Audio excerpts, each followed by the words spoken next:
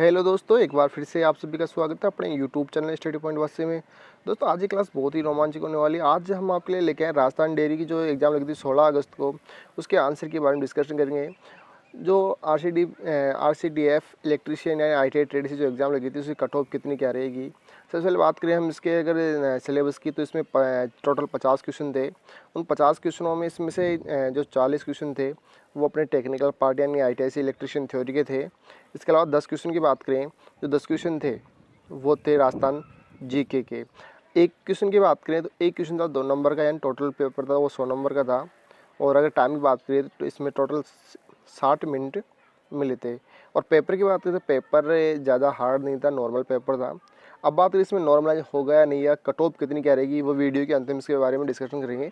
सबसे पहले हम जो इसके आंसर किए उसके बारे में डिस्कशन करते हैं, किस तरह क्वेश्चन थे उनको देखते हैं। और दोस्तों, जो लास्ट वीडियो बनाई थी हमने, 2 वीडियो डाली थी, उनमें से काफ़ी क्वेश्चन मिले। तक अपने यूट्यूब चैनल को सब्सक्राइब नहीं किया, सब्सक्राइब करना ना भूलें। तो आज का स्टार्ट करते हैं अपने आंसर किंग का फर्स्ट क्वेश्चन।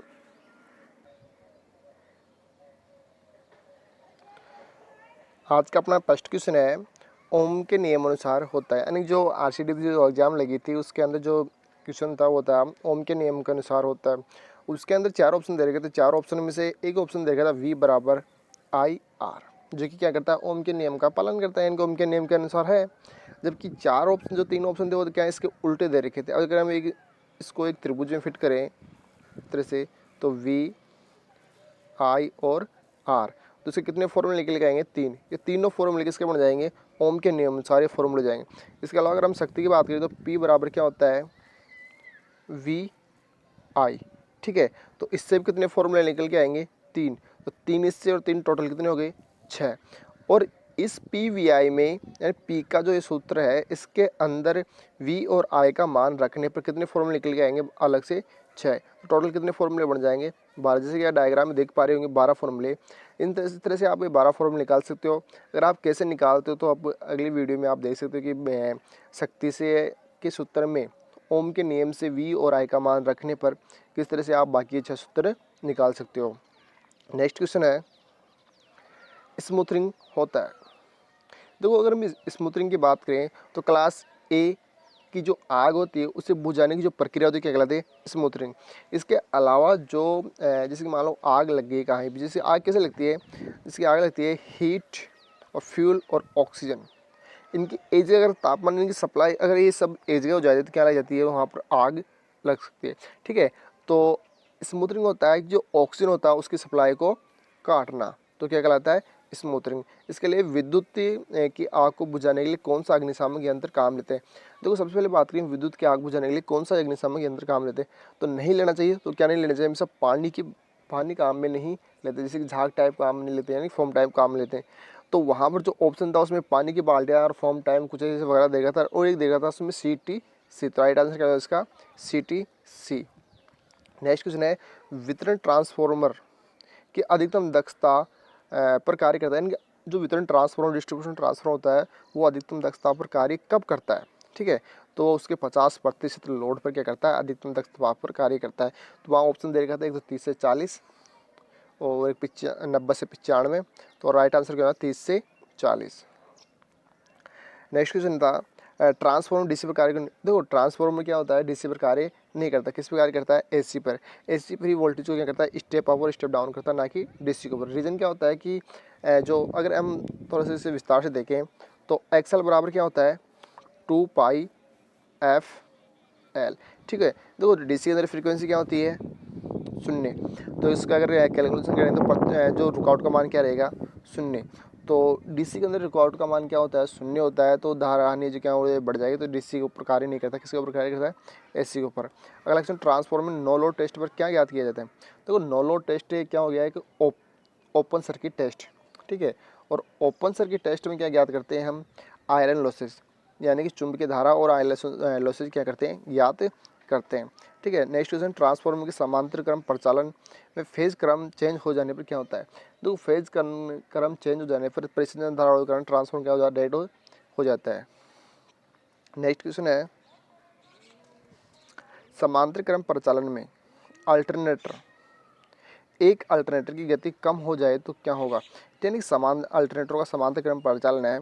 दो दो अल्टरनेटर, यानी मान लो जैसे दो अल्टरनेटर क्या कर रहे हैं, काम कर रहे हैं, वर्किंग कर रहे हैं, उनमें से हम एक अल्टरनेटर की गति कम कर दी जाती है, ठीक है, उसकी एन गति कम। जैसे मान लो कि एक अल्टरनेटर है वो 1000 आरपीएम पे चल रहा है, और दूसरा जो अल्टरनेटर है उसको हम 500 या 600 700 8 उसकी आरपीएम क्या करते हैं, गति कर दें, तो क्या होगा। तो जैसे कि मान लो कि दो अल्टरनेटर हैं, ठीक है, तो एक की गति अधिक है और एक की गति कम है, तो एक तो वोल्टेज बढ़ाएगा अधिक और एक बढ़ाएगा कम, तो जो अधिक वाला कम वालों क्या करेगा, चलाने लग जाएगा। तो किसकी तरह कार्य करने लग जाएगा, मोटर की तरह। यहाँ देखो अगला क्वेश्चन है, पावर की ऐसा इकाई होती है। देखो जो शक्ति होती है, ठीक है, शक्ति की यहाँ पर ऐसा इकाई पूछा, तो ऐसा इकाई क्या हो जाएगी यहाँ पर, वाट, ठीक है, और एक वाट बराबर जूल प्रति सेकंड, ठीक है, लेकिन यहाँ पूछा है ऐसा ही इकाई, तो क्या हो जाएगा, वाट। नेक्स्ट क्वेश्चन था फेराडे का लेफ्ट हैंड नियम। तो वहाँ क्वेश्चन में था फेराडे का राइट हैंड रूल के अंदर जो थंब है, अंगूठा है, वो किसे प्रदर्शित करता है। तो वो अंगूठा करता है मोशन ऑफ द कंडक्टर, चालक गति की दिशा। इसके अलावा अगर हम अंगुली की बात करें, फोर फिंगर की, तो यहाँ चुंबकीय क्षेत्र, ठीक है, और मिडिल फिंगर की बात करें तो क्या हो जाएगी, धारा की दिशा। और राइट हैंड कहाँ लगता है, जनरेटर के अंदर, जबकि लेफ्ट हैंड कहाँ लगता है, मोटर के अंदर। अगला क्वेश्चन है, समांतर क्रम, यानी कि दो प्रतिरोध थे, उस किस क्रम में जुड़े थे, समांतर क्रम। जैसे डायग्राम आप देख पा रहे होंगे, एक प्रतिरोध 10 ओम का था और एक 20 ओम का था, और टोटल धारा थी इसमें 1 एम्पियर। तो इसमें आपको निकालना क्या था कि जो धारा का मान है किसमें, R2 यानी 20 ओम वाले के अंदर धारा का मान निकालना था। तो करना क्या है, सबसे पहले आपको इसमें RT निकालना है, ठीक है, तो RT निकालोगे आप 10 गुणा 20/30, इससे क्या निकल जाएगा, RT, तो यहाँ जाएगा 6.6, ठीक है। और आपको निकालना है इसमें टोटल पर क्या निकाल लेंगे, वोल्टेज। क्यों, क्योंकि समांतर क्रम में वोल्टेज क्या होती है, समान। तो V बराबर क्या हो जाएगा, I/R, तो 6.6 क्या है इसकी वोल्टेज। हमें निकालनी है R2 के अंदर धारा का मान, तो I बराबर V/R, तो 6.6/20, ठीक है। यहाँ पॉइंट है, इसको नीचे लगा देंगे तो क्या हो जाएगा 200, तो 66/200। तो इसका जो आंसर निकल के आएगा वो क्या निकल आएगा, 0.33, यानी कि 66/200। 66 में अगर 200 का भाग दे दो कितना निकल के आता है, 0.33।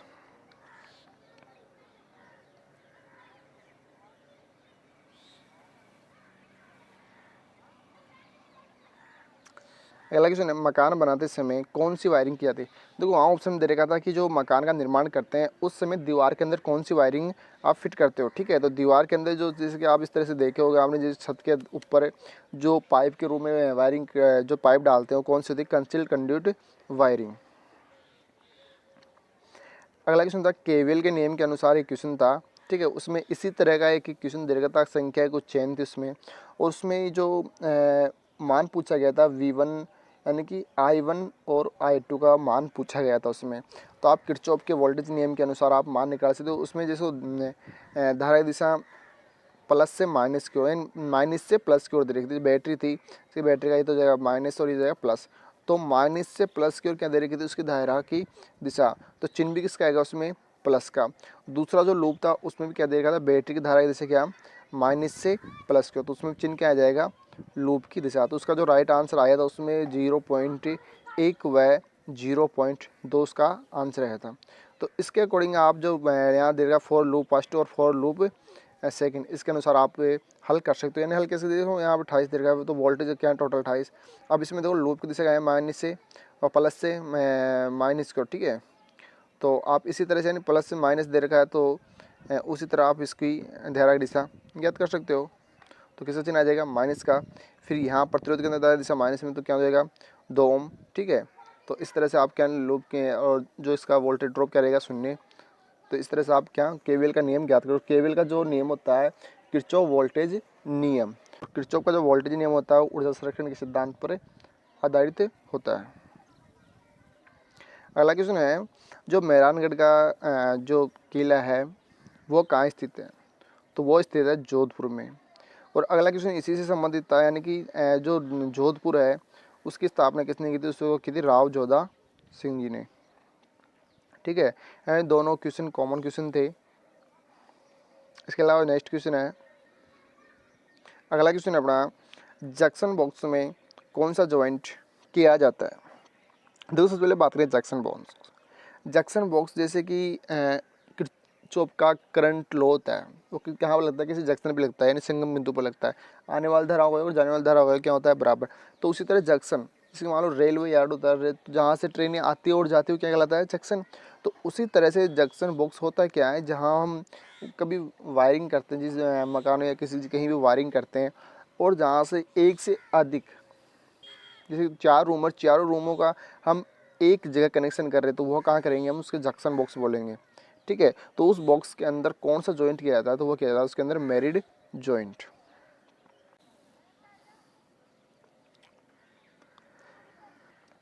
नेक्स्ट क्वेश्चन है, सोल्डरिंग करते समय फ्लक्स क्यों काम में लेते हैं। फ्लक्स क्यों काम में लेते हैं, तो सामान्य सी बात है, फ्लक्स क्यों काम लेते हैं। फ्लक्स ऑक्साइड की परत को रोकने के लिए, यानी बचाने, ऑक्साइड परत ना जमे, उसके लिए क्या काम लेते हैं हम, फ्लक्स काम में लेते हैं। इसके अलावा बात करें गर्म सोल्डर, यानी कि क्वेश्चन इस तरह से था कि एक विद्युत कार्य के लिए काम या आवश्यकता होती है या फिर किए जाना चाहिए कार्य, इसको इस तरह से कुछ क्वेश्चन था। उसके जो राइट आंसर था वो था कि गर्म सोल्डर को सोल्डरिंग स्टैंड के अंदर नहीं रखना चाहिए था, जबकि ये काम करना चाहिए था, तो यहाँ उसका उल्टा दे रखा था। ठीक है, नेक्स्ट क्वेश्चन सोल्डरिंग प्रक्रिया। देखो सोल्डरिंग प्रक्रिया टिनिंग, टेकिंग और इस तरह की प्रक्रिया होती है। जो ये सोल्डरिंग को सबसे पहले गर्म करना चाहिए, और जो टेकिंग प्रक्रिया शुरुआत में क्या करनी चाहिए, में टेकिंग, यानी जो सोल्डरिंग तार है या जिसके ऊपर सोल्डरिंग कर रहे हैं, तो वहाँ हमें क्या करना चाहिए कि उसके ऊपर पहले तो सोल्डर जो बिट है उसको टेक, उसके चारों तरफ उसकी फ्लोटिंग करनी चाहिए। फ्लोटिंग करके उसकी टेकिंग और टिनिंग ये कार्य करना चाहिए। ठीक है, अगर अगला क्वेश्चन, आर्क सोल्डरिंग वेल्डिंग में कौन सप्लाई, तो यहाँ क्या आ जाएगी, एसी सप्लाई। और देखो एसी के अंदर की जो सप्लाई आर्क वेल्डिंग करते हैं उसमें क्या होता है, धारा का मान क्या रखा जाता है, उच्च, और वोल्टेज का मान निम्न। नेक्स्ट क्वेश्चन है, लेड एसिड में कौन सा इलेक्ट्रोलाइट काम में लेते हैं। ठीक है, तो जो लेड एसिड बैटरी है उसमें केवल और केवल कौन से इलेक्ट्रोलाइट काम लेते हैं आप, H2SO4। तो वहाँ क्वेश्चन में इसी तरह से था कि लेड एसिड बैटरी में केवल इलेक्ट्रोलाइट काम में लिया जाता है। तो यहाँ अपना राइट आंसर क्या जाएगा, H2SO4, यानी डाइल्यूट H2SO4। अगला क्वेश्चन है, प्रकाश ऊर्जा को विद्युत ऊर्जा में किसके द्वारा बदला जाता है। तो प्रकाश ऊर्जा को किस में बदले, विद्युत ऊर्जा में बदले, क्या काम लेंगे, फोटोवोल्टाइक सेल।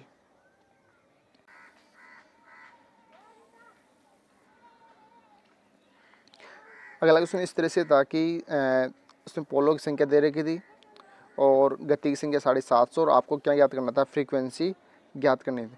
तो आपको उसमें फ्रीक्वेंसी का मान क्या करना था, ज्ञात करना था। ठीक है, तो फ्रीक्वेंसी का आप मान ज्ञात करो, तो सबसे पहले आप फ्रीक्वेंसी का क्या फॉर्मूला लगाओ, तो फ्रीक्वेंसी का जो फॉर्मूला निकलेगा वो क्या निकलेगा, PN बटा या NP बटा 120।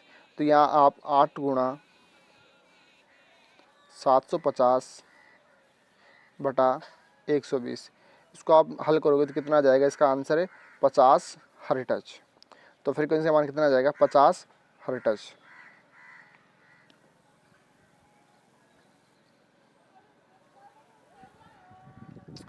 नेक्स्ट क्वेश्चन है अपना, पोल शू का आगे वाला भाग जो टेम्परिंग, जो हल्का सा राउंड टाइप बनाया जाता है, वो क्यों बनाया जाता है, क्योंकि वो पोल शू का जो अगला वाला भाग राउंड टाइप इसलिए बना कि फ्लक्स क्या हो, एक समान रूप से क्या हो, वितरण हो।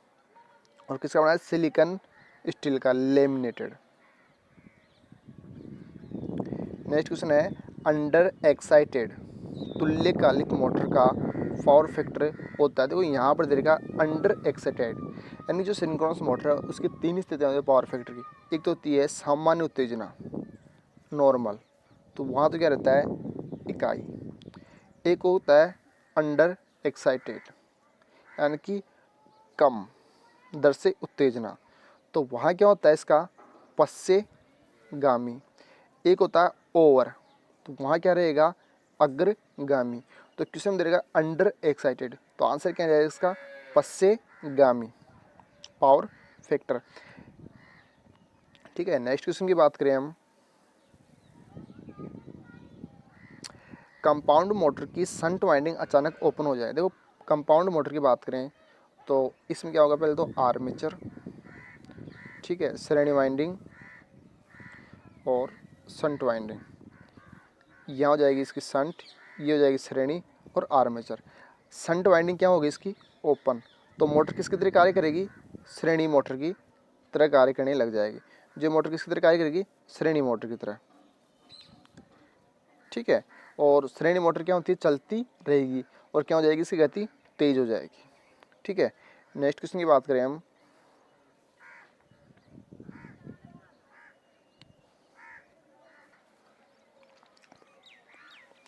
नेक्स्ट क्वेश्चन अपना, एक्स्ट्रा हाई टेंशन केबल कितने वोल्टेज तक काम में लेते हैं। देखो जो EHT extra high tension cable EHT, अब इसके अलावा बात करें तो ये केबल के क्या प्रकार होते हैं। केबल में सबसे पहले तो अगर हम बात करें तो उसमें होती है, एक तो देखो हाई टेंशन केबल की बात करें, ठीक है, तो वो तो काम लेते हैं हम 11 kV तक, ठीक है, 11 kV की। इसके लिए होती है कि ST केबल, वो काम लेते हैं 22 से 33 केबल के लिए। जबकि EHT यानी एक्स्ट्रा हाई टेंशन केबल कहाँ काम लेते हैं, 33 से 66 kV के लिए। तो ऑप्शन में जो ऑप्शन दे रहे थे इसका दे रखा था 11 kV, 22 kV, 66 kV और 132 kV। तो क्या हो जाएगा, 66 kV इसका आंसर।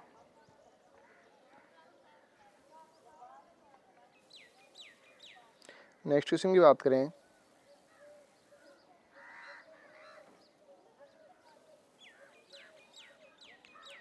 तो नेक्स्ट क्वेश्चन अपना ELCB वर्किंग, यानी कि क्वेश्चन इस तरह से था कि जो ELCB होती है, अर्थ लीकेज सर्किट ब्रेकर, वो किसके ऊपर कार्य करती है, किस तरह से कार्य करती है। तो LCB की बात करें तो ELCB क्या होती है, जो लीकेज धारा होती है उसके ऊपर कार्य करती है, यानी कि रेजिडुअल करंट, उसके ऊपर क्या करती है, ये कार्य करती है, ठीक है। और जो ELCB है जो, ठीक है, देखो अगर लीकेज धारा का मान जो मानव सुरक्षित की बात करें तो क्या होता है 1/5000, ठीक है। तो जो ELCB होती है किस पे कार्य करती है, लीकेज धारा के ऊपर कार्य करती है। अगला क्वेश्चन है अपना,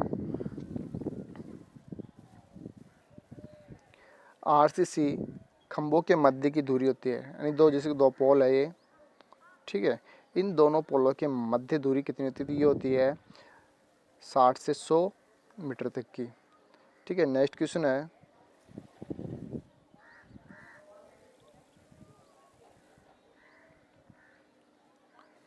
ड्रिल मशीन का भाग नहीं। क्वेश्चन इस तरह से था कि जो ड्रिल मशीन होती है, ड्रिल मशीन जो ऑप्शन थे, 3 ऑप्शन थे, उसमें जो भाग होते हैं वो दे रखे थे और एक ऑप्शन दे रखा भाग नहीं है। तो क्वेश्चन है ड्रिल मशीन का निम्नलिखित में से ड्रिल मशीन का भाग नहीं है। तो इनमें से आपको, जैसे कि आप ड्रिल मशीन के बारे में सभी जानते हो, ड्रिल मशीन का भाग नहीं है, तो इसमें आपको जो भाग नहीं होगा क्या राइट आंसर हो जाएगा। तो उसमें ऑप्शन दे रखा था कि एक्साइटर, कुछ ऐसा ऑप्शन दे रखा, तो इसका राइट आंसर। अलग से ड्रिल मशीन XYZ दिशा में या गति में कार्य करती है। तो जो देखो जो एक पोर्टेबल जो ड्रिल मशीन होती है वो क्या करती है, क्लॉकवाइज और एंटी क्लॉकवाइज, उसे ऊर्ध्वाधर स्थिति किसी भी स्थिति में हम क्या काम में ले सकते हैं। ठीक है दोस्तों, आज के लिए अब इतना ही, फिर मिलते हैं नेक्स्ट वीडियो में एक इंटरेस्टिंग टॉपिक के साथ। और अभी तक हमारे यूट्यूब चैनल को सब्सक्राइब नहीं किया, प्लीज़ सब्सक्राइब करना ना भूलें। Thank you, have a nice day.